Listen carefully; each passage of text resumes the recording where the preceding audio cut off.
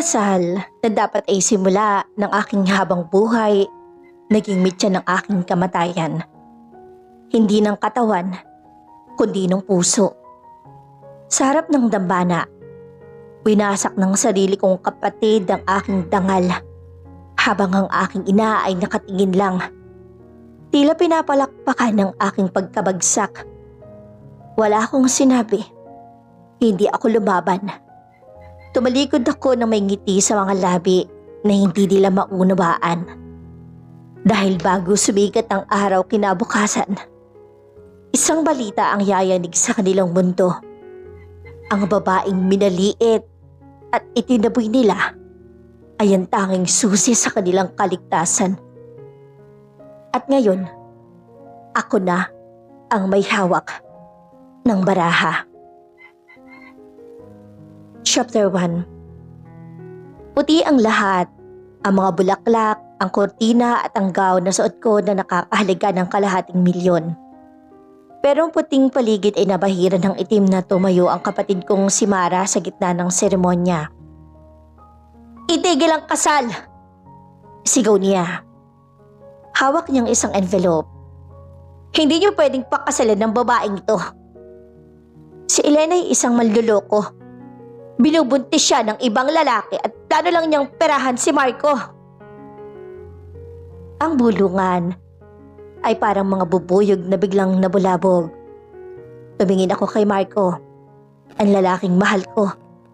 Ang mga mata niya ay puno ng pagdududa. Tumingin ako kay Mama. Inaasahan na ipagtatanggol niya ako. Pero ang nakita ko sa mga labi niya ay isang tipid ng ngiti. Isang ngiting nagsasabing, "Nararapat lang sa'yo yan." "Elena, totoo ba to?" Tanong ni Mama sa boses na kunwari nag-aalala pero puno ng panunuya. "Kung totoong sinasabi ng kapatid mo, mas mabuting itigil na to. Ayaw ko mapahayang pamilya natin sa harap ng mga bisita." Hindi ako kumibo. Nanatili ako nakatayo. Diretso ang likod. Nakita ko ang tagumpay sa mga mata ni Mara. Alam kong siyang kumuha ng mga litratong edited. Siya ang gumawa ng kwento dahil inggit na inggit siya nang malamang ako ang pakakasalan ng isang multimillionaire na si Marco. "Wala ka bang sasabihin?" Singhal ni Marco. Ang boses niya ay puno ng puot. "Elena, magsalita ka!" Huminga ako ng malalim. Tumingin ako sa paligid. Sa mga taong mapanghusga. Sa kapatid kong ahas. At sa ina kong naging konsentidor simula bata pa kami. Sa halip na umiyak o magmakaawa, dahan-dahan kong tinanggal ang aking pelo. Inilapag ko ang bouquet ng flower sa altar. Tumingin ako kay Mara at ngumiti. Isang ngiting hindi nila inaasahan. "Kung yan ang pinaniniwalaan nyo, wala akong balak magpaliwanag." Mahinahon kong sabi. Ang boses ko ay hindi nanginginig. "Marco, malaya ka na. Mama, Mara, sana'y maging masaya kayo sa desisyong to." "Talagang magiging masaya kami dahil wala ka na sa buhay namin," bulyaw ni Mara. Naglakad ako palabas ng simbahan ng mag-isa. Walang luhang pumatak. Sa labas, naghihintay ang isang itim na SUV. Pagpasok ko ay tinanggal ko ang aking engagement ring at itinapon ito sa bintana. "Ma'am Elena, handa na po ang lahat," sabi ng driver ko na si Mang Isko. Ang balitang ipapalabas bukas ay tsak nagigimbal sa kanila. Sumandal ako sa upuan. "Gawin niyo na. Ipakita niyo sa kanila kung sino ang tunay na nagmamay-ari ng lupang kinatatayuan ng bahay nila. At kung sino ang nagpupundo sa kumpanyang pinagmamalaki ni Mara." Kinabukasan, hindi ang balita ng naudlot na kasal ang naging headline, kundi ang pagdeklara ng bangkarote ng pamilya ni Mara at ang pag-free sa lahat ng kanilang assets sa utos ng isang misteryosong CEO ng EV Holdings. Walang iba kundi ako. Si Elena Villarreal. Ang katahimikan ko sa simbahan ay hindi pagsuko. Yun ay ang huling pagkakataong ibinigay ko sa kanila para magpakatao. At dahil sinayang nila ito, oras na para maranasan nila ang mamuhay sa dilim na matagal nilang ipinalasap sa akin. Chapter 2. Ang sikat ng araw na tumama sa bintana ng mansyon ng mga Villarreal ay tila may dalang kakaibang lamig. Sa hapagkainan, masaya nag-aalmusal si Mara at ang kanilang ina na si Doña Consolacion. Halos mabulunan sila sa tawa habang pinag-uusapan ng tagumpay nila kahapon. Nakita mo ba ang mukha ni Elena, ma? Tila estatwa sa gitna ng simbahan. Walang kaimik-imik. Siguro napagtantunan niyang wala siyang laban sa akin. Ani Mara habang humihigop ng mamahaling kape. Dapat lang yan sa kanya, Mara. Masyadong mataas ang lipad ng kapatid mo. Dahil lang pakakasalan siya ni Marco. Akala niya siguro siya na ang reyna ng pamilyang to. Ngayong wala na ang kasal, balik siya sa pagiging anino mo. Sagot ni Doña Consolacion ng may mapait na ngisi. Ngunit ang kanilang katuwaan ay naputol nang biglang pumasok ang kanilang family lawyer na si Attorney San Jose. Pawis na pawis ito at nanginginig ang mga kamay habang hawak ang isang tablet at ilang folder. Doña Consolacion, Mara, kailangan niyo itong makita. Hingal na sabi ng abogado. Ano ba yan, attorney? Ang aga-aga nanggugulo ka.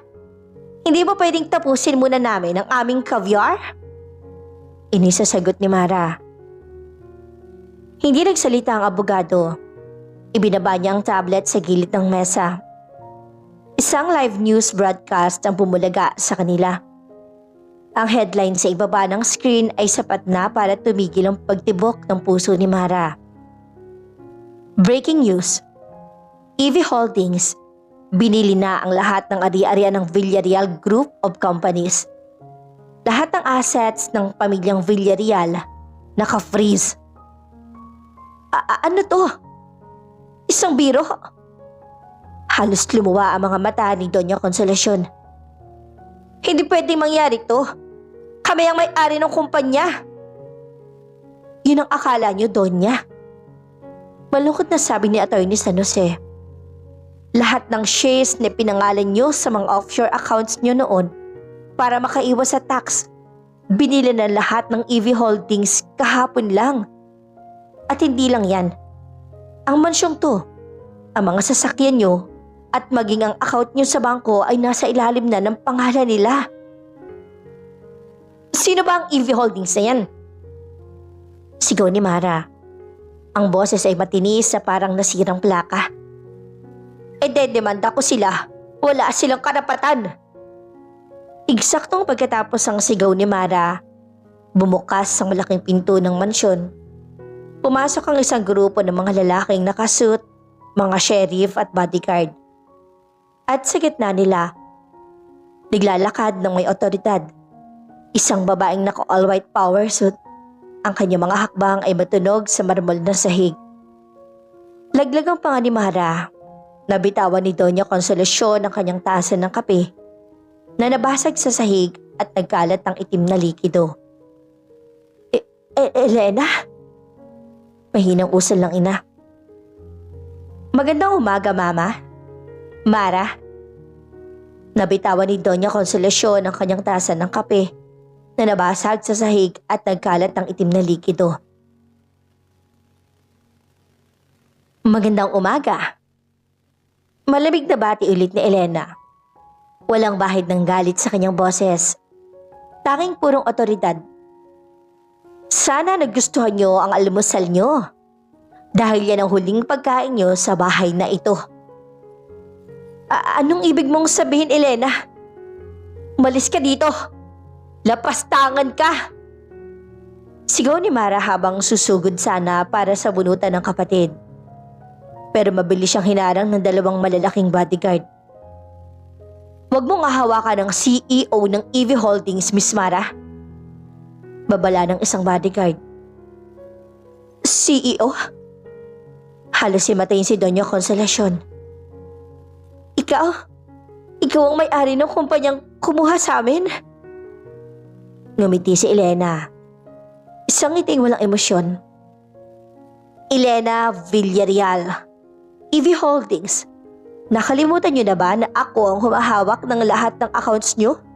Simula nang mamatay si Papa? Akala niyo, sunod-sunuran lang ako? Pero habang kinukonsinti mo si Mara sa lahat ng luho at inggit niya, Mama, dahan-dahan kong inililigtas ang kumpanya mula sa inyong mga kamay. At ngayong umaga, opisyal lang kontrolado ko ang bawat hininga ng pamilyang to. Inilabas ni Elena ang isang dokumento at inilapag sa basang mesa. Meron kayong 1 oras para mag-impake. 1 maleta lang ang pwedeng dalhin ng bawat isa. Walang alahas, walang mamahaling gamit. Lahat ng iyan nabili ko na. Elena, anak ko, huwag mo itong gawin sa amin. Biglang nagbago ang tono ni Doña Consolacion. Nagsimulang mangilid ang luha nito. Mga luhang alam ni Elena na hindi totoo. Pamilya tayo, anak. Pamilya? Lumapit si Elena sa kanyang ina at sapat na para maramdaman nito ang lamig ng kanyang aura. Nasaan ang pamilya nang hayaan niyo kung hiyain ni Mara sa harap ng dambana kahapon? Nasaan ang pamilya nang tawagin niyo akong manloloko habang alam niyo ang totoo?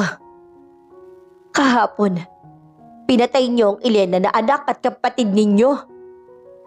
Kaharap niyo ngayon ay ang babaeng sisiguro na mararanasan niyo ang bawat pait na pinalasap niyo sa akin. Tumalikod si Elena at nagsimulang maglakad palabas. Sheriff, ituloy ang inventory. Kung may tatago silang kahit isang singsing, tumawag ng pulis. Elena, hindi mo to magagawa. Papatayin kita! Hiyaw ni Mara habang naglulupa sa isa sahig. Ngunit hindi lumingon si Elena. Sumakay siya sa kanyang sasakyan. Kinuha ang kanyang phone at may tinawagan. Ituloy ang phase 2. Ibagsak ang karir ni Mara sa modeling world. Sisiguraduhin niya na walang kumpanyang tatanggap sa kanya. Kahit pa bilang ang tiyan ni Tres. Chapter 3. Ang dating mansyon na puno ng tawanan at parangyang piging ay binalot ng tensyon at kalansing ng mga sheriff na nag-iimbentaryo ng bawat gamit. Habang nag-iimpake si Mara, bawat damit na hinahawakan niya ay tila tinik na tumutusok sa kanyang balat. Ang kanyang Hermes na bag, ang mga lubot din na sapatos, lahat ng iyon ay kinuha sa kanya. Hindi to maaari, Ma. Gawin mo ang paraan. Sigaw ni Mara habang pilit na isinisilid ang isang mamahaling gown sa mumurahing maleta na binigay ng mga tauhan ni Elena. Ngunit si Doña Consolacion ay nakatulala lang sa bintana. Pinagmamasa ng sasakyan ni Elena na papalayo. Ang kanyang mukha na dati ay puno ng pagmamalaki ay tila tumanda ng 10 taon sa loob ng 1 oras lang. Wala na tayong magagawa, Mara. Si Elena, siya ang may hawak ng lahat. Pinaliit natin ang anak na siya pa lang ang nagpapakain sa atin. Samantala, sa loob ng kanyang opisina sa 50th floor ng EV Tower, palamig na tinitingnan ni Elena ang kanyang laptop at isang tawag ang pumasok. Ma'am, kumpirmado na po. Lahat ng mga brand na ini-endorse ni Mara Villarreal ay nagpadala na ng termination of contract dahil sa moral turpitude cause. Ang kanyang image bilang perfect sweetheart ay gumuho na matapos kumalat ang video ng kanyang pagwawala sa simbahan kahapon. Ulat ng kanyang assistant na si Clara. Good. Maikling sagot ni Elena. Paano ang mga utang nila sa credit cards? Naka-freeze na ang lahat, ma'am. Sa katunayan, tinatawagan na sila ng mga bangko para sa koleksyon ng kanilang mga loans na ginamit sa pagbili ng mga luho ni Mara. Pinutol ni Elena ang tawag. Ramdam niya ang tagumpay pero may bahid pa rin ng pait sa kanyang puso. Hindi sapat ang pera. Gusto niyang maramdaman nila ang pakiramdam ng walang matakbuhan. Habang pababa si Elena sa labi ng kanyang gusali, isang pamilyar na figura ang humarang sa kanya. Si Marco. Ang lalaking dapat ay asawa na niya ngayon. Ang lalaking naniwala sa kasinungalingan ng kanyang kapatid nang walang pag-aalinlangan. Mukha itong hapo, gulo-gulo ang buhok at puno ng pagsisisi ang mga mata. Elena, mag-usap tayo, please! Harang ni Marco. Mabilis sa pamagitna ang mga bodyguard ni Elena pero itinaas ni Elena ang kanyang kamay para patigilin sila. Ano pang kailangan mo, Marco? Hindi ba't nakuha mo na ang gusto mo? Malaya ka na sa manlolokong tulad ko? Sarkastikong sabi ni Elena. Patawarin mo ko. Nabulag ako ng mga ebidensyang ipinakita ni Mara. Pero ngayong alam ko na ang totoo na ikaw ang nasa likod ng EV Holdings at lahat ng paratang niya ay gawa-gawa lang. Elena, mahal pa rin kita. Pwede nating ituloy ang kasal. Pwede nating ayusin to. Humakbang palapit si Elena. Sapat na para maamoy ni Marco ang kanyang mamahaling pabango. Ang amoy ng tagumpay na hindi na nito maaabot. Ituloy ang kasal? Marco, hindi mo ako mahal. Mahal mo ang posisyon ko. Nung akala mo wala akong kwenta at buntis sa iba, itinakwil mo ako sa harap ng Diyos at ng tao. Ngayong nalaman mong ako ang may-ari ng kumpanyang kailangan ng pamilya mo para hindi kayo maghirap, bigla ka nagkaroon ng amnesia? Hindi naman sa ganun, Elena. Sapat na. Itinaas sa Elena ang kanyang kamay. Huwag mong dungisan ang labi ko ng iyong presensya. At tandaan mo to, Marco. Ang kumpanya ng pamilya mo, kausap ko ng board of directors nyo. Bukas na bukas, i-a-anunsyo ng hostile takeover ko. I'll see you in the boardroom as your new boss. Iniwan ni Elena si Marco na nakatulala at hiyang-hiya sa gitna ng maraming tao. Gabi na. Sa harap ng isang maliit at lumang apartment sa labas ng syudad. Nakatayo si Mara at Doña Consolacion. Bitbit ang kanilang tig-iisang maleta. Ito ang tanging property na hindi kinuha ni Elena. Ang dating bahay ng kanyang yaya na matagal nang iniwan. Dito tayo titira? Ma, amoy amag dito. May ipis.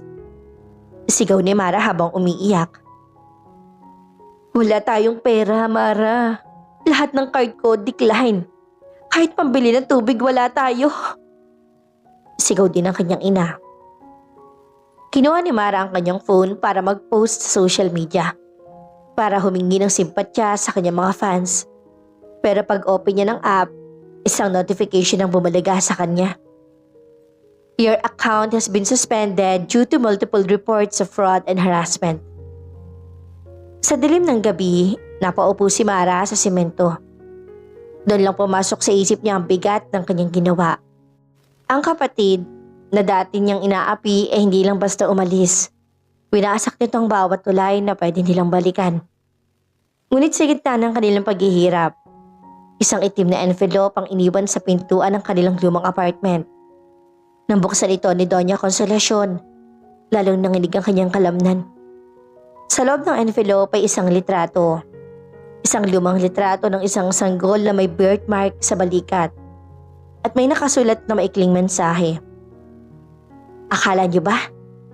Pera lang ang kukunin ko sa inyo. Ngayong wala na kayong yaman.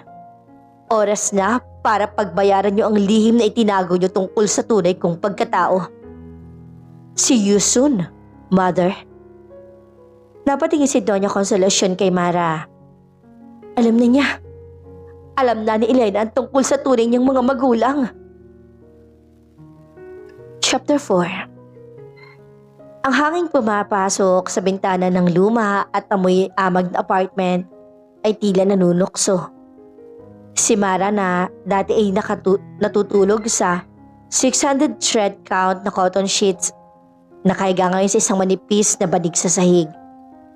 Ang bawat kagat ng lamok ay tila sampal sa kanyang balikat. Ma, hindi ko na kaya.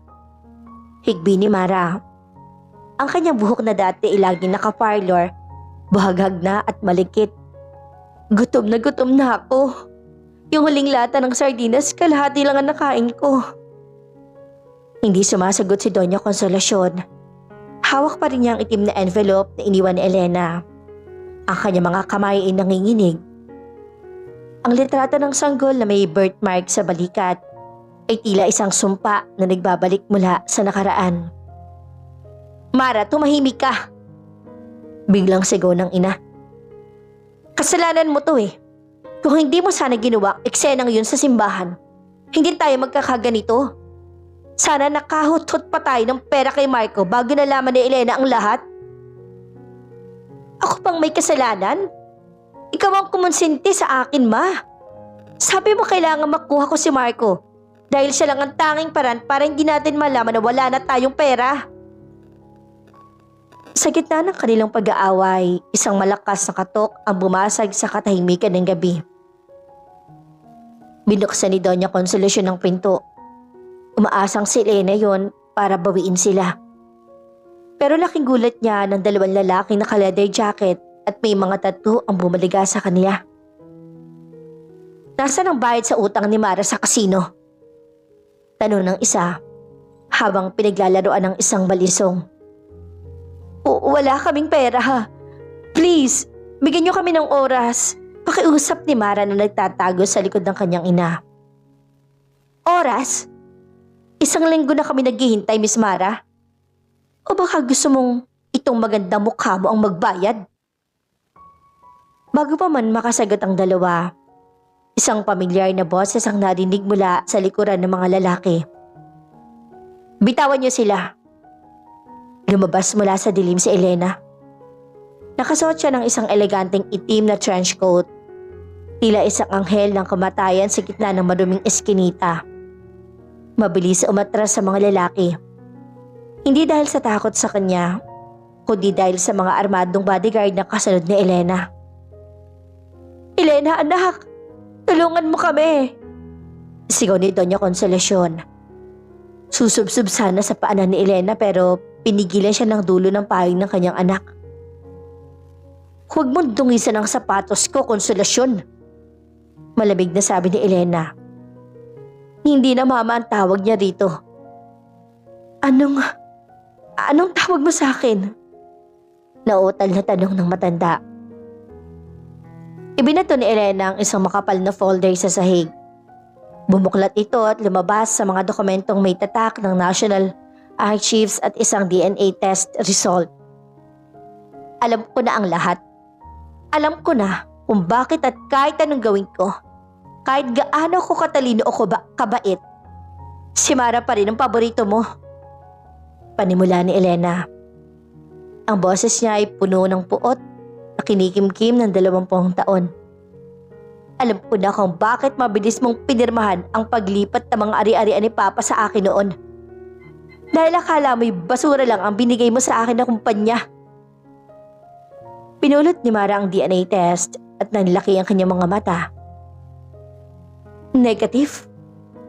Hindi ka anak ni Papa? Hindi, sagot ni Elena. At mas malala pa riyan, Mara. Hindi rin ako anak ng babaeng kasama mo ngayon. Naniga si Doña Consolacion. Ang kanyang lihim na pilit itinago sa loob ng 3 dekada ay nasa harap na niya. Ninakaw niyo ko. Patuloy ni Elena. Anak ako ni Don Rodolfo Imperial. Ang bilyonaryong kaaway ng pamilya Villarreal. Nung pinanganak ako, kinuha niyo ako mula sa ospital para gamitin bilang panakot o insurance laban sa mga imperial. Pero nang mamatay si Don Rodolfo nang walang tagapagmana, itinago niyo ako at ginawang alipin sa sarili niyo mismong pamamahay. Elena, hindi totoo yan. Mahal ka namin. Sigaw ni Consolacion. Mahal? Kaya ba hinayaan niyo akong hiyain sa simbahan? Kaya ba ninakaw niyo ang bawat sentimo ng mana ko mula sa mga imperial na ipinadala ng mga abogado nila noon na akala niyo hindi ko malalaman? Huminga ng malalim si Elena at lumapit kay Mara. Hinawakan niyang baba nito at pinilit na itingala ang mukha ng kapatid. Alam mo ba kung anong pinakamasakit, Mara? Na habang ikaw ay nagpapakasasa sa pera ko, tinatawag mo akong pulubi. Ngayon, sinong pulubi? Binitawan ni Elena ang mukha ni Mara at tumingin sa mga lalaking naniningil ng utang. Magkano ang utang niya sa inyo? 5 milyon po, ma'am, sagot ng lalaki. Kumuha si Elena ng checkbook at mabilis na nagsulat. Heto ang 10 milyon. Ang 5 milyon ay para sa utang niya. Ang natitirang 5 milyon, yun ay para siguraduhin na sa bawat araw na lalabas sila ng bahay na ito, gagawin niyo silang impyerno. Huwag niyo silang papatayin. Gusto ko silang makita nagmamakaawa para sa bawat butil ng kanin. Elena, wag! Hiyaw ni Mara. At isa pa. Lumingon si Elena bago sumakay sa sasakyan. Marco is waiting for you, Mara. Sa labas ng city jail. Pinasuhan ko siya ng estafa at conspiracy. At hulaan mo kung sino ang ginawa kong witness laban sa kanya? Ang sarili mong ina. Nagkatinginan si Mara at si Doña Consolacion. Ang tiwala nila sa isa't isa ay tuloy ng naglaho. Sa harap ng pera at kaligtasan, handa silang itapon ng isa't isa sa apoy. Sumakay si Elena sa sasakyan ng may ngiti. Pero sa loob-loob niya, may isang tanong na bumabagabag. Kung buhay pa ang kanyang tunay na pamilya, nasaan sila? Chapter 5. Ang ulan ay malakas nang mahampas sa bubog na yari sa kinakalawang na yero. Sa loob ng maliit na silid, ang tanging liwanag ay mula sa isang upos sa kandila. Gutom, pagod at takot ang namamayani sa pagitan ni Mara at Doña Consolacion. Ang 10 milyong pisong ibinigay ni Elena sa mga maniningil ay hindi naging kaligtasan nila.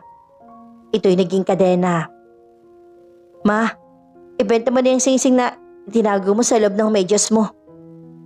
Utos si Mara. Ang boses ay paos at puno ng desperasyon. Alam kong may natira pa dyan. Hindi ko na kaya, hihimatay na ako sa gutom. Huwag mo nga akong utusan, Mara. Ito na lang ang natitira sa akin. Singhal ni Consolacion habang mahigpit na nakahawak sa kanyang dibdib. Kung hindi ka sana naging gastador at inggitera, hindi tayo hahantong sa ganito. Kasalanan mo kung bakit nalaman ni Elena ang lahat. Kasalanan ko? Ikaw ang nagnakaw sa kanya sa ospital. Ikaw ang kriminal dito, Ma. At alam mo ba kung ano ang sabi ni Elena? Na ikaw ang witness laban kay Marco. Ibibenta mo ako. Ibibenta mo kaming lahat para lang iligtas ang sarili mo. Sa gitna ng kanilang sigawan, isang anino ang humarang sa pintuan. Hindi ito ang mga maniningil ng utang. Isang lalaki na naka-leather jacket, basa ng ulan at may dalang supot ng pagkain. Sino ka? Takot na tanong ni Consolacion. Isang kaibigan. Sagot ng lalaki. Ang kanyang mga mata ay matalim. Tila nakatitig sa kaibuturan ng kanilang mga kasalanan. Inilapag niya ang pagkain sa mesa. Mga tirang burger at malabig na fries. Kain na. Pero bago yan, kailangan niyo munang pirmahan to. Inilabas niya ang isang affidavit. Isang pag-amin sa lahat ng krimen ni Mara at Consolacion. Mula sa pagnanakaw kay Elena hanggang sa falsification of documents sa kumpanya. Kapalit ng pagkain at proteksyon, kailangan nyo nang aminin ang lahat sa korte. Sabi ng lalaki. Samantala, sa isang eksklusibong restaurant sa Makati, tahimik na kumakain si Elena. Ngunit hindi siya nag-iisa. Sa harap niya ay nakaupo si Gabriel, ang top investigator at ang lalaking matagal lang nagmamasid sa kanya mula sa malayo. Tapos ng phase 3, Elena. Panimula ni Gabriel. Nakuha na ng tauhan ko ang pirmadong affidavit ni Namara at Konsolasyon. Sa loob ng 48 oras, lalabas ng warrant of arrest para sa kanila. Salamat, Gabriel. Tipid na sagot ni Elena. Pero bakit mo to ginagawa? Bakit mo ako tinutulungan ng walang hinihinging kapalit? Ngumiti si Gabriel. Isang ngiting may halong lungkot at misteryo. Dahil ang tunay na pamilya mo, ang mga imperial. Sila nag-utos sa akin bago pa man pumanaw ang iyong ama. Hindi ka lang basta insurance ng mga Villarreal. Elena, ikaw ang huling alas sa mga imperial para linisin ang kanilang pangalan. Nabitawan ni Elena ang kanyang tinidor. Ibig mong sabihin may iba pa akong kamag-anak? Hindi lang ako nag-iisa. Meron kang isang lolo, si Don Facundo Imperial. Siya ang tunay na nagpopondo sa EV Holdings. At gusto kanyang makita, Elena. Pero kailangan mong tapusin ang laban na to sa sarili mong paraan. Habang pabalik si Elena sa kanyang penthouse, hinarang siya ng isang lasing na Marco sa parking lot. Hawak nito ang isang baril, ang mga matay ng dilisik sa galit at alak. Elena! Sinira mo ang buhay ko. Wala na ang kumpanya namin. Wala na ang dangal ko. Hiyaw ni Marco habang itinuturo ang baril kay Elena. Hindi na tinag si Elena. Hindi siya sumigaw o humingi ng tulong. Iputok mo, Marco. Sige, gawin mo. Pero bago mo gawin yan, isipin mo muna. Pagkamatay ko, lahat ng ebidensya laban sa'yo ay otomatikong mapupunta sa pulisya. Pabubulok ka sa kulungan habang ang pamilya mo ay naglilimo sa kalsada. Nanginginig ang kamay ni Marco. Bakit? Bakit mo to ginagawa? Minahal naman kita. Minahal mo ako dahil akala mo madali akong manipulahin. Minahal mo ako dahil kailangan mo ng asawang magpapatakbo ng buhay mo habang nagpapakasarap ka sa pera. Hakbang ni Elena palapit. Hanggang sa ang dulo ng baril ay nakadikit na sa kanyang noo. Kumindot ka, Marco. Tapusin mo na ang kwento ko. Pero alam nating dalawa na wala kang bayag para gawin yan. Isang mabilis sa galaw ang ginawa ni Gabriel na kanina pa pala nakasunod. Sa isang iglap, naagaw niyang baril at napabagsak si Marco sa semento. Iposas niyo yan. Utos si Gabriel sa mga security na biglang lumitaw. Tumingin si Elena kay Marco nang umiiyak na parang bata sa sahig. Sabi ko sa iyo, Marco, see you in the boardroom. Pero mukhang sa korte na lang tayo magkikita. Kinabukasan, ang balitang yumanig sa lahat ay hindi na tungkol sa pera. Ito ay tungkol sa pamilya. Sa loob ng presinto habang hinihintay ang kanilang bail, nagkaroon ng matinding piskal na komprontasyon sina Mara at Konsolasyon. Ikaw ang pumatay kay Papa! Sigaw ni Mara. Isang kasinungalingan na isip niya para lang iligtas ang sarili. Pulis! Ang nanay ko po, siya naglasong kay Papa Villarreal doon para makuha ang insurance. Walang hiya ka, Mara. Sinungaling! Sigaw naman ni Konsolasyon habang sinusubukang sakalin ang sariling anak. Pinagmamasdan sila ni Elena mula sa likod ng one-way mirror ng interrogation room. Kasama niya si Gabriel. Eto na ba ang gusto mo mangyari? Tanong ni Gabriel. Hindi pa. Sagot ni Elena. Gusto ko silang makitang tuloy ang mawala ng kahit anong rason para mabuhay. Dahil doon, nagsisimula ang tunay na impyerno. Ngunit sa kabila ng kanyang matitigas sa salita, may isang luhang pumatak sa mata ni Elena. Hindi para sa kanyang ina o kapatid, kundi para sa sanggol na ninakaw sa isang ospital 30 taon na nakaraan. Ang sanggol na hindi kailanman nakaranas ang tunay na yakap ng isang ina. Chapter 6. Ang ulan ay tumila na, ngunit ang lamig na iniwan nito ay tila nanuot sa buto ni Elena habang binabagtas ng kanyang sasakyan ang mahabang driveway ng isang antigong mansyon sa Forbes Park. Ito ang tahanan ng mga imperial, ang pamilyang ninakawan ng anak 3 dekada na ang nakakaraan. Sa loob ng malawak na sala, na napapalamutian ng mga painting ni gawa ng mga tanyag na masters, nakaupo ang isang matandang lalaki sa isang wheelchair, si Don Facundo Imperial. Sa kabila ng kanyang edad, ang kanyang mga mata ay matalas pa rin. Tila nakakakita ng mga anino sa dilim. Elena, ang boses ng matanda ay nanginginig. Hindi dahil sa kahinaan, kundi dahil sa labis na emosyon. Lumapit ka, apo. Hindi alam ni Elena ang kanyang mararamdaman. Sanay siyang lumaban at sanay siyang maging matigas. Pero sa harap ng matandang ito, naramdaman niya ang pagiging isang batang muling nawawala. Lumapit siya at hinayaan ng matanda na hawakan ng kanyang kamay. 30 taon, Elena. 30 taon kong hinanap ang anak ko. Ang iyong ama. Pero nang mahanap ko siya, huli na ang lahat.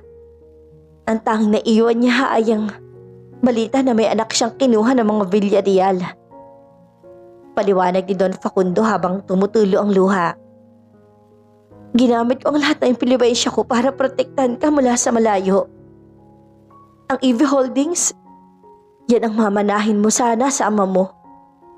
Ibinigay ko yan sa iyo para magkaroon ng kasandata. Bakit ngayon lang, Lolo? Tanong ni Elena na ang boses ay may halong pait. Bakit hinayaan niyo akong lumaki sa kamay ng mga halimaw na yon? Dahil kailangan mong matutong lumaban, apo. Sa mundong ito, ang dugong imperial ay laging may banta. Kung kinuha kita agad, baka hindi mo natutunan kung paano maging matatag na gaya mo ngayon.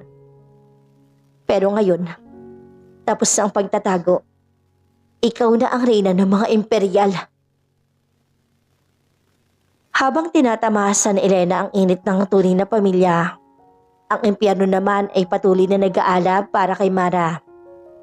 Dahil sa kakulangan ng ebidensya para sa bail at dahil na rin sa pagtalikod ng kanilang mga kaibigan, nanatili sila sa isang siksikang selda.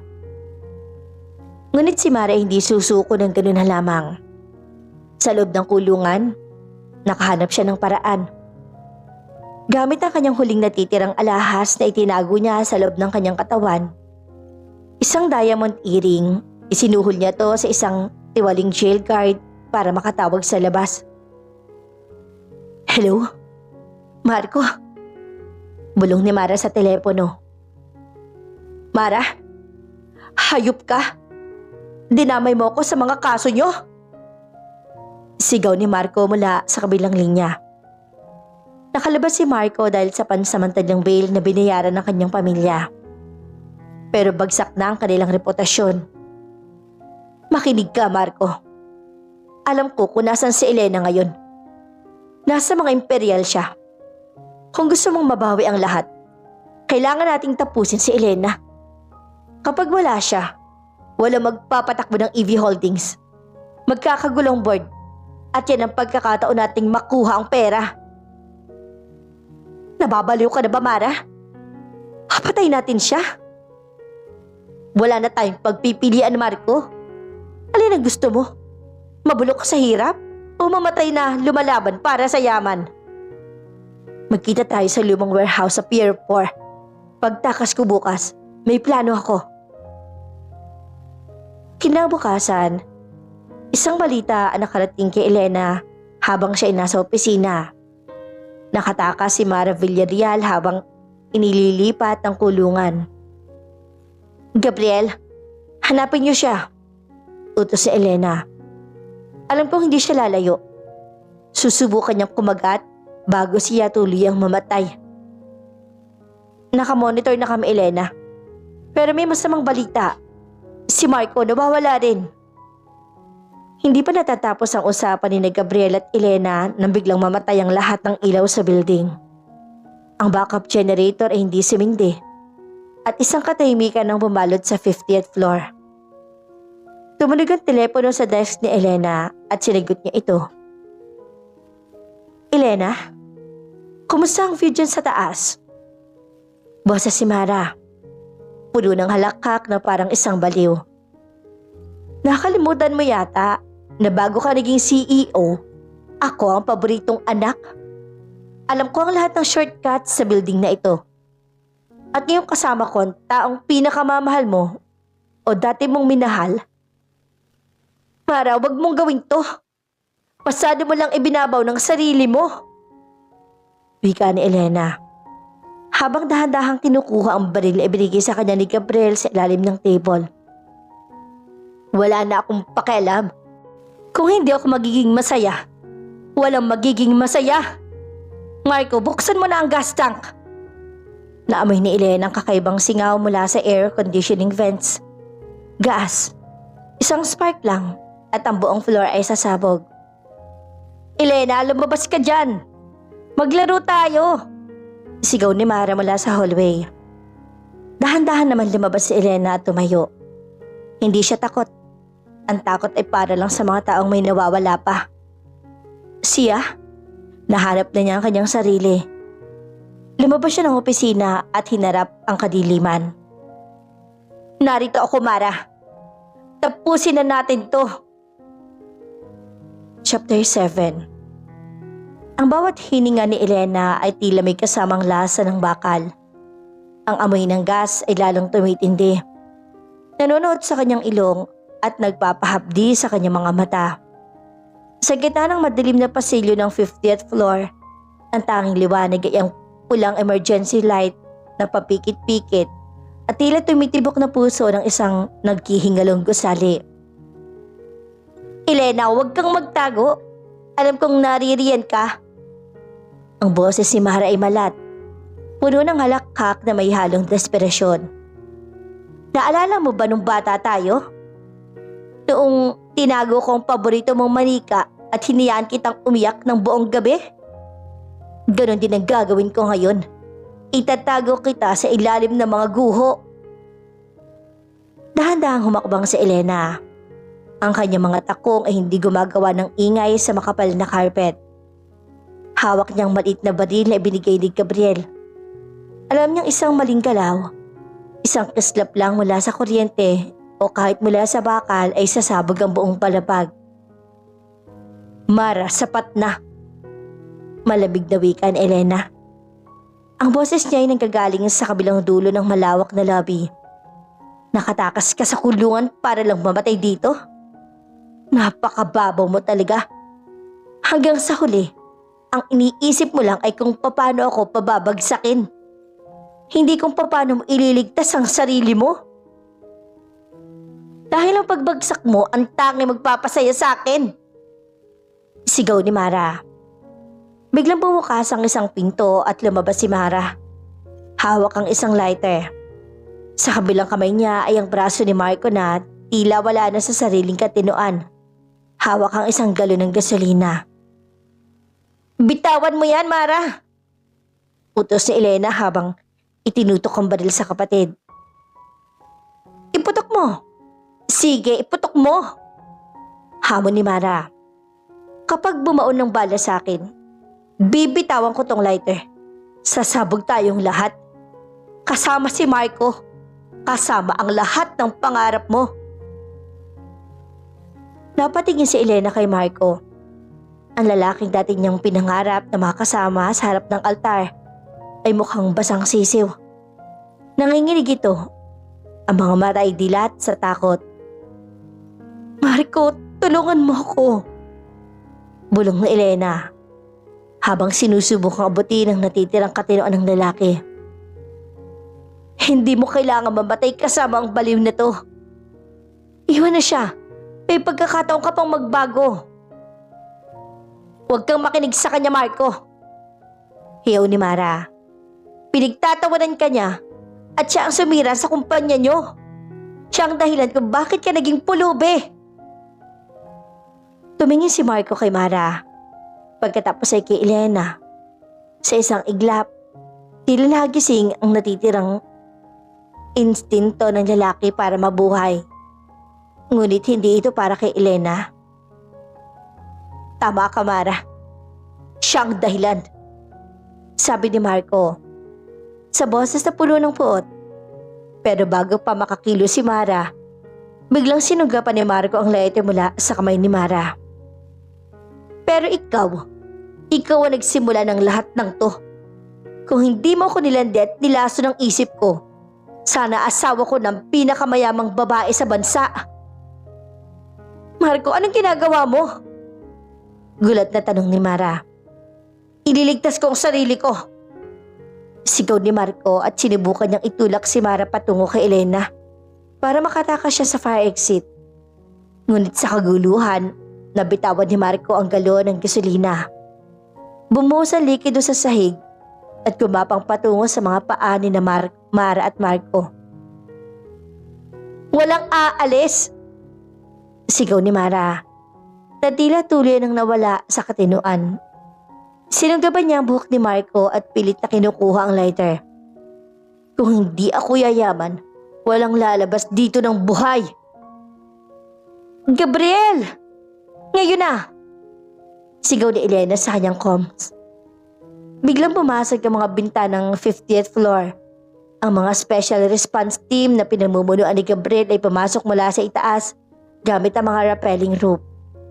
Ang malakas na hangin mula sa labas ay bahagya nagpaalis sa amoy ng gas pero huli na. Sa pag-aagawa ni Mara at Marco ay sumiklab ang lighter. Isang malakas na pagsabog ng apoy ang bumulaga sa gitna ni Mara at Marco. Ang gasolina sa sahig ay mabilis na nagliyab. Napasigaw si Mara ng daplisa ng apoy ang kanyang suot na damit. Si Marco naman ay tumalisik sa lakas ng pressure. Tumama ang ulo sa isang matigas na mesa at nawalan ng malay. Elena, halika na! Sigaw ni Gabriel habang hinihila si Elena palayo sa kumakalat na apoy. Si Mara, ang kapatid ko! Kahit anong galit ni Elena, may isang bahagi ng puso niya ang hindi niya kayang panoorin. Ang kapatid na mamamatay sa harap niya. Wala na siya, Elena. Hindi na natin siya maaabot. Nakita ni Elena si Mara sa gitna ng apoy. Hindi ito humihingi ng tulong. Nakatayo lang ito. Tumatawa habang ang apoy ay dahan-dahang nilalamon ng paligid. Ang kanyang mukha ay puno ng pait at tagumpay.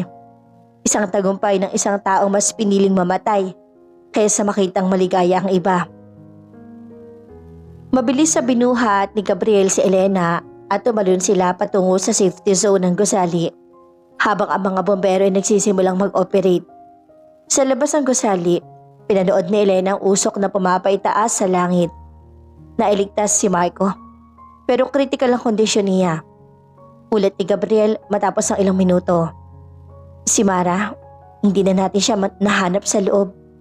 Ang sabi ng mga bombero, malamang ay tumalon siya o tuloy ng naging abo sa tindi ng init. Napaupo si Elena sa gilid ng ambulansya. Binalot siya ni Gabriel ng kumot. Ang kanyang puting suit ay puno na ng uling at dumi. Tapos na ba, Gabriel? Tanong niya ng mahina. Sa kanila, oo. Pero sa'yo, Elena, ngayon pa lang magsisimula ang tunay na buhay mo bilang isang imperial.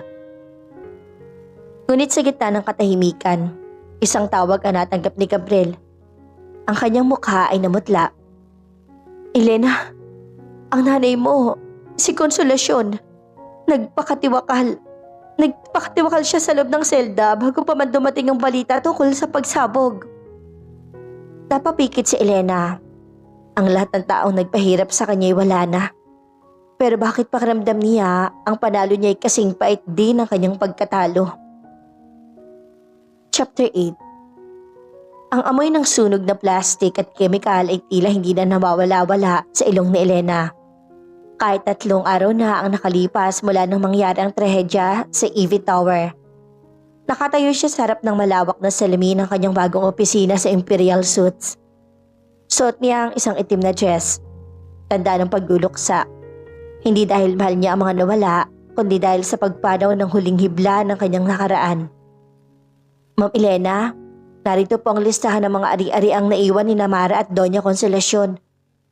Mahinang ulat ni Clara. ang kanyang tapat na assistant. Wala na pong natira kundi mga utang. Ang mangsyon na kinuha niyo sa kanila ay nakadakda ng i-auction para pambayad sa mga biktima ng kanilang mga nakaraang scam. Tumango lang si Elena. I-donate ang lahat na makukuha sa auction sa mga orphanage. Gusto kong ang perang nakuha sa kasamaan ay mapunta sa mga batang gaya ko noon, mga batang walang matakbuhan. Nang lumabas si Clara, pumasok si Gabriel. May dala siyang isang maliit na kahon na medyo sunog ang mga gilid. Nahanap ito ng mga investigador sa guho ng 50th floor, malapit sa kung saan huling nakita si Mara. Sabi ni Gabriel. Binuksan ni Elena ang kahon. Sa loob nito ay ang kanyang lumang diary noong high school at isang kupas sa litrato nilang dalawa ni Mara. Noong mga bata pa sila, pagkayakap at tila tunay na nagmamahalan. Isang patak ng luha ang bumagsak sa litrato. Bakit, Gabriel? Bakit kailangan humantong sa ganito? Tanong ni Elena. Ang boses ay basag.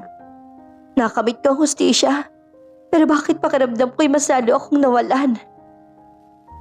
Dahil ang hustisya ay hindi gamot sa sugat, Elena. Isa lang tong panlinis.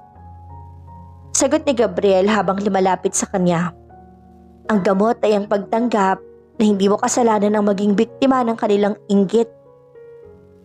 Sa sandaling iyon ay bumukas ang pinto at iniluwa nito si Don Facundo Imperial. Kahit nasa wheelchair, ang otoridad nito ay nangingibabaw. Apo, oras na para iwanan ng mga patay. Wika ng matanda. Ang pamilyang Villarreal ay isang maling kabanata sa iyong buhay. Ngayon kailangan nating pag-usapan ang iyong koronasyon bilang opisyal na tagapagmana ng imperyo ng mga imperial. Bukas magkakaroon ng press conference. Ipakikilala kita sa buong mundo. Hindi bilang biktima ng isang naudlot na kasal, kundi bilang pinakamakapangyarihang babae sa bansa. Ngunit bago pa makasagot si Elena, isang balita sa TV ang kumuha ng kanilang atensyon. Flash report. Si Marco Valderrama, nagising na mula sa koma. Ayon sa mga doktor, permanente ng bulag ang lalaki dahil sa tindi ng apoy na tumama sa kanyang mga mata. Sa kabila nito, agad siyang isinilbihan ng warrant of arrest para sa mga kasong estafa at attempted murder. Napapikit si Elena. Ang lalaking dati niyang tinitingala ay wala nang makikita kailanman. Isang madilim na tadhana para sa isang taong nabulag ng pera. Gabi na nang ihatid ni Gabriel si Elena sa kanyang bagong tahanan. Habang nakalalakad sila sa hardin, naramdaman ni Elena ang isang kakaibang titig mula sa labas ng gate. Isang babaeng nakatalukbong ng itim na jacket. Payat na payat at may mga sugat sa mukha. Mara, bulong na Elena. Ang kanyang puso'y tila tatalon sa kaba. Pabilis na tumakbo si Gabriel para tingnan ang labas ng gate. Pero wala na ang tao. Tanging isang peraso ng tela na may bahid ng dugo ang naiwan sa bakod.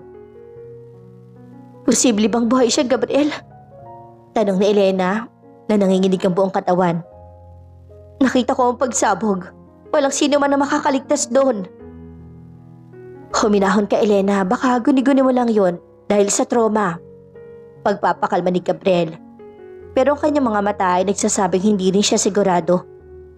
Higpitan ko ang security, walang makalalapit sa'yo. Nang makapasok si Elena sa kanyang kwarto, nakakita siya ng isang sulat sa ibabaw ng kanyang unan. Ang sulat ay walang selyo at tanging isang pangalan lang ang nakasulat sa labas. Elena. Binuksan niya ito nang may nanginginig na kamay. Sa loob ay may nakasulat na iisang linya lang gamit ang pulang tinta. Hindi pa tapos ang kasal natin. Sister, magkikita tayo sa impyerno. Napaupo si Elena sa sahig. Ang kanyang tagumpay ay tila isang panandaliang paniginip lang. Si Mara, ang babaeng binuo ng inggit at puot, ay tila isang multong hindi basta-basta mapapatay ng apoy. Tumayo si Elena. Pinahid niya ang kanyang mga luha. Kung buhay si Mara, hahayaan niyang lumapit ito. Pero sa pagkakataong ito ay hindi na siya ang biktima. Hindi na siya ang babaeng nananahimik sa simbahan habang hinihiya. Gabriel, tawag niya sa kanyang bodyguard investigator.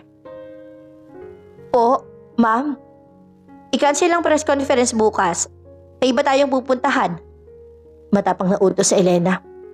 Puntahan natin ang lugar kung saan kami una nagkita ni Mara. Bilang magkapatid, kung gusto niya ng huling laro, ibibigay ko sa kanya ang grand finale.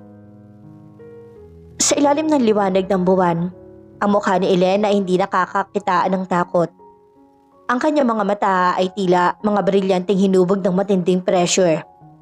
Ang huling kabanata ng kanyang paghihiganti ay hindi na tungkol sa pera o posisyon. Ito'y tungkol sa tuliyang pagputol sa kadenang nag-uugnay sa kanila ni Mara. Chapter 9. Ang hangin sa labas ng bahay nang mapagkalinga ang lumang ampunan sa dulo ng isang liblib na bayan, tila may dalang bulong ng mga batang matagal nang nawala.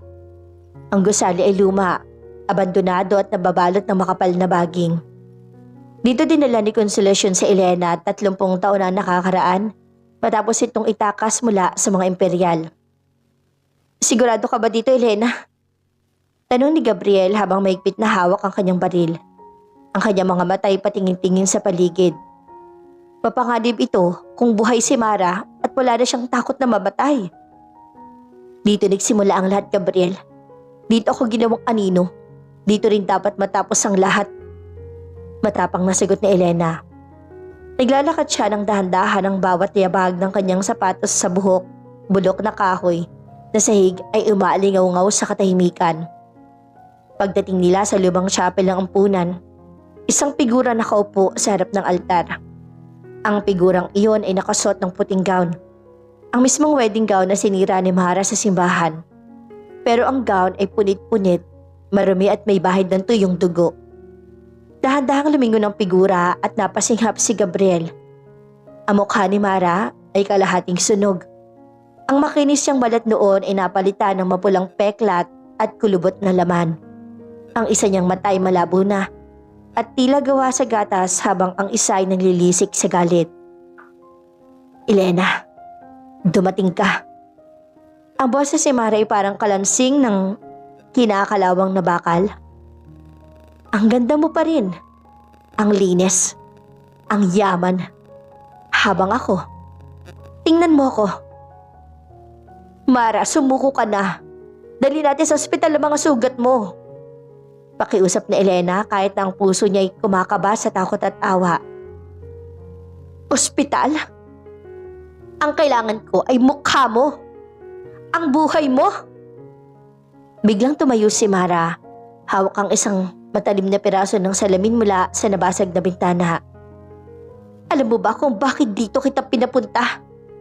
Dahil dito ko nalaman ang totoo nung bata tayo. Narinig ko si Mama na umiiyak. Sinasabi niyan ikaw ang tunay na prinsesa at ako'y anak lang ng isang katulong na kinuha niya para palitan ng namatay niyang sanggol. Napatigil si Elena. Isang bagong twist ang bumalaga sa kanya. Ano? Oo, Elena. Hindi rin ako tunay na Villarreal. Anak ako ng katulong ni Consolacion. Pareho tayong ampon. Pero ikaw ang may dugong bughaw. Ako, basura lang. Hiyaw ni Mara habang humahagulhol. Kaya galit na galit ako sa'yo. Kinuha mo na ang atensyon ni Mama. Kinuha mo pa ang tadhana na dapat ay akin. Biglang may narinig na putok ng baril mula sa labas. Gabriel! Sigaw ni Elena nang makitang natumba si Gabriel at tinamaan sa balikat. Mula sa anino, lumabas ang isang lalaking may takip ng mukha. Pero kilala ni Elena ang tindig nito. Si Marco. Hindi siya bulag. Isang malaking kasinungalingan ng balita sa TV. Isang palabas para makatakas siya sa batas. Salamat sa drama, Mara. Sabi ni Marco habang tinatanggal ang maskara. Ang kanyang mukha ay may mga paso rin pero maayos pa ang kanyang paningin. Ngayong narito ng CEO ng Imperial Group, pirmahan mo lang ang transfer of assets na to, Elena. At hahayaan naming mabuhay ka. sa isang madilim na silid habang buhay. Marco, pati ba naman ikaw? Hindi makapaniwalang tanong ni Elena. Pera lang ang mahalaga sa akin, Elena. Akala mo ba mahal kita? Ginamit ko lang si Mara para makuha ka. At gagamitin kita para makuha ang yaman ng mga imperial. Tumingin si Marco kay Mara. Tapusin mo na ang usapan niyo, Mara. Ibigay mo na sa akin ang papel. Ngunit sa gitna ng kasakiman ni Marco ay isang bagay ang hindi niya nabilang. Ang tindi ng inggit ni Mara na lumampas na sa katinoan. Pera? Pera lang ba ang gusto mo, Marco? Tumawa si Mara ng nakakapangilabot. Akala ko'y kakampi kita. Akala ko'y mahal mo ako sa kabila ng ganito kong muka. Huwag kang hangal, Mara. Sino magmamahal sa isang halimaw na tulad mo? Panlalait naman ni Marco. Yun ang huling mitya. Sa isang mabilis sa galaw, hindi si Elena ang sinugod ni Mara. Itinanim ni Mara ang hawak niyang matalim na salamin sa leeg ni Marco. Kung halimaw ako, isasama kita sa impyerno! Sigaw ni Mara. Nagpamigla si Marco at binitawan ng baril. At sinubukang sakalin si Mara. Nagpagulong-gulong ang dalawa sa sahig ng chapel. Sa kaguluhan, natabig nila ang mga kandilang nakasindi sa altar. Ang tuyong kahoy ng ampunahan ay mabilis na nag-apoy. Elena, takbo na! Sigaw ni Gabriel habang pilit na tumatayo kahit duguan ng balikat. Huling nakita ni Elena si Mara na nakayakap kay Marco sa gitna ng lumiliyab na altar. Isang yakap na hindi ng pagmamahal, kundi ng kamatayan. Paalam, sister. Huling narinig ni Elena mula sa nagliliyab na silid. Hinila ni Gabriel si Elena palabas ng gusali bago ito tuluyang gumuho. Sa labas, bumagsak sa damuhan si Elena. Pinapanood ang bahay ng mapagkalinga na nilalamon ng apoy sa huling pagkakataon. Lahat ng sikreto, lahat ng inggit, at lahat ng maling pag-ibig ay naging abo na.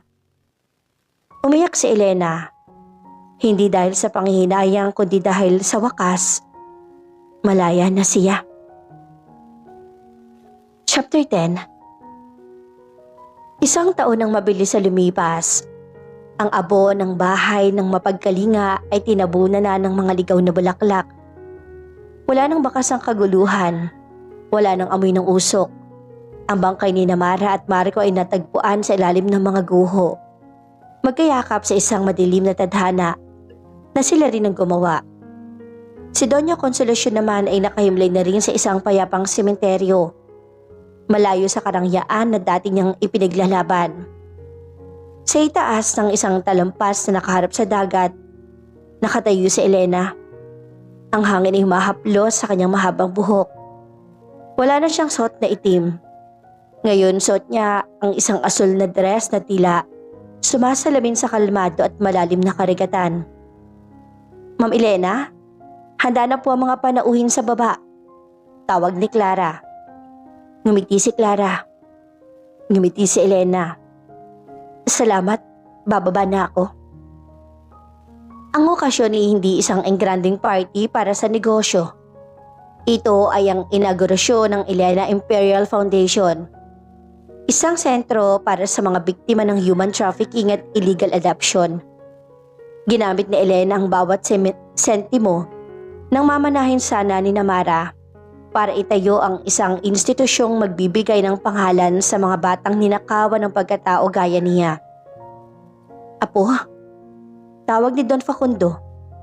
Kahit matanda na, malakas pa rin ang tinig nito habang nakaupo sa kanyang wheelchair sa gitna ng hardin. Ipinagmamalaki ka ng iyong ama. Sa wakas, ang dugong imperial ay hindi na kinatatakutan, kundi minamahal. Lumapit si Elena at hinalikan ng lolo sa noo. Salamat, Lolo. Dahil sa inyo natutunan ko na ang tunay na yaman ay hindi nasa bangko, kundi sa kapayapaan ng isip. Habang lumulubog ang araw, isang lalaki ang lumapit kay Elena. May hawak itong 2 baso ng wine. Hindi na to nakasuot. Nakaputing polo lang ito na nakatupi ang manggas. Ang kanyang balikat ay may peklat pa rin mula sa tama ng bala noon sa ampunan. Masyadong malalim ang iniisip mo, CEO. Biro ni Gabriel. Kinuha ni Elena ang wine at sumandal sa balikat ni Gabriel. Iniisip ko lang kung gaano kalayo na ang narating natin mula sa simbahan na yun, Gabriel. Malayo na, Elena, at mas malayo pa ang pupuntahan natin. Sagot ng lalaki. Hindi na lang siya bodyguard o investigator ngayon. Siya ang taong nanatili ng lahat ay tumalikod. Siya ang tunay na nagmahal kay Elena bago pa man nalaman ng mundo ang yaman nito. Dahan-dahang kinuha ni Gabriel ang isang maliit na pelos na kahon mula sa kanyang bulsa. Walang mga kamera, walang mga peking kaibigan, at walang inggit na kapatid na nakamasid. Elena Imperial, hindi kita mapapangako ng isang buhay na walang problema, pero pinapangako ko na sa bawat laban, hindi ka na mag-iisa. Pakakasalan mo ba ako? Sa pagkakataong ito sa isang seremonyang puno ng katotohanan? Nagsimulang mangilid ang mga luha sa mata ni Elena. Hindi luha ng sakit, kundi luha ng purong kaligayahan. Tiningnan niya ang singsing pagkatapos siya ang lalaking nagligtas sa kanyang kaluluwa. Oo, Gabriel, pakakasalan kita. Sa isang malayong probinsya, isang babaeng may takip ang mukha ang nakaupo sa isang tumba-tumba habang nanonood ng balita tungkol sa kasal ni Elena Imperial at Gabriel Santos. Ngunit hindi ito si Mara. Ito ay isang matandang babae na dati ring biktima ng pamilya Villarreal. Isa sa mga katulong na ninakawan din ng pagkakataon. Pinatay niya ang thief at ngumiti. Alam niyang sa wakas, ang siklo ng kasamaan ay naputol na. Si Elena ay hindi na ang babaeng sinira ng inggit. Siya na ang babaeng binuo ng sarili niyang lakas. At habang hinalikan siya ni Gabriel sa harap ng dagat, alam ng buong mundo na ang pinakamatamis na paghihiganti ay hindi ang pagpapakita ng yaman, kundi ang pagpapakita na kaya mong maging masaya sa kabila ng lahat ng paninira. Wakas. Ang kwento ni na Elena, Mara at Marco ay hindi lamang isang serye ng mga paghihiganti. Ito ay isang salamin ng totoong buhay na nag-iiwan ng mga mahahalagang aral. Ipinakita ni Elena na ang hindi pag-imik sa gitna ng kahihiyan ay hindi pagsuko, kundi pagtitipon ng lakas. Ang tunay na kapangyarihan ay nasa pagkontrol ng emosyon at pagpili ng tamang oras para lumaban. Ang inggit ay isang lason. Ang karakter ni Mara ay babala na ang pagkukumpara ng sarili sa iba ay mitya ng sariling pagkasira. Ang taong nakatuon sa paghila pababa sa kapwa ay siya rin unang mahuhulog sa hukay na kanyang hinukay. Ang katotohanan ay laging lumalabas. Gaano man kalalim ibaon ng isang lihim, gaya ng pagkatao ni Elena, ay darating ang panahon na ang liwanag ang mismong magbubunyag dito. Walang kasinungalingang kayang tumagal habang buhay.